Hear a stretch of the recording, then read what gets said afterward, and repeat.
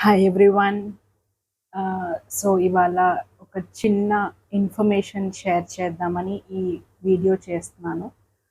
అదేంటంటే మేము couple of days back Shirdi వెళ్ళాము. సో ఎవ్రీ టైం మేము షిరిడీ వెళ్ళినప్పుడు సంస్థానంలో ఉండే అకామిడేషన్ రూమ్సే బుక్ చేసుకుంటాం. సో మాకెప్పుడు ప్రాబ్లం రాలేదు. కానీ ఈసారి ఏమైందంటే షిరిడీ సంస్థాన్ వాళ్ళు ఒక కొత్త ప్రాసెస్ పెట్టారు. అదేంటంటే ఇంతకుముందు మనం ఎప్పుడైనా ఆన్లైన్‌లో షిరిడీ సంస్థాన్‌లో టికెట్స్ బుక్ చేసుకుంటే, ఎవరైతే ప్రైమరీ పర్సన్ ఉంటారో ఓన్లీ వాళ్ళ ఆధార్ కార్డు ప్లస్ మనం బుక్ చేసుకున్న ఆన్‌లైన్ కాపీ ఏదైతే బుక్ చేసుకున్నామో అది హార్డ్ కాపీ చూస్తే మనకి రూమ్ అలాట్‌మెంట్ చేసేవాళ్ళు.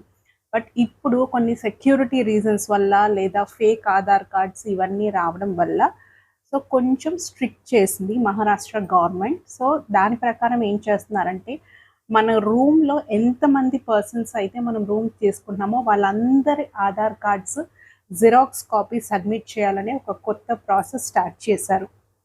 బట్ థింగ్ ఏంటంటే ఈ ఇన్ఫర్మేషన్ మేము ఆన్లైన్‌లో బుక్ చేసుకునేటప్పుడు మాకు చెప్పలేదు. సో దానివల్ల మేము ఆధార్ కార్డ్స్ అయితే తీసుకెళ్ళాము. బట్ జిరాక్స్ కాపీస్ తీసుకెళ్ళలేదు. అక్కడికెళ్ళిన తర్వాత ఆ విషయం తెలియడం వల్ల మేము మళ్ళీ అక్కడికి వెళ్ళి ఆ కాపీస్ అన్నీ జిరాక్స్ తీసుకొని వచ్చి ఏంటంటే ఆ కాంపౌండ్‌లో జిరాక్స్ లేదు. సో బయటికి వెళ్ళి చాలా దూరం వెళ్ళి కాపీస్ తీసుకురావాల్సి వచ్చింది. వచ్చిన తర్వాత కూడా ఏంటంటే ఇంతకు ముందులా కాకుండా 2 కౌంటర్స్ పెట్టారు. ఒకటి వెరిఫికేషన్ కౌంటర్ అండ్ ఒకటొచ్చేసి room allocation counter. So first verification కౌంటర్‌కెళ్ళి మన Aadhaar card xerox copies with the room book చేసిన స్లిప్ చూపిస్తే వాళ్ళు దాంట్లో ఉన్న నేమ్స్‌ని బట్టి, వాళ్ళ ఏజ్‌ని బట్టి ఈచ్ అండ్ ఎవ్రీ పర్సన్‌ని వాలిడేట్ చేసుకుంటున్నారు.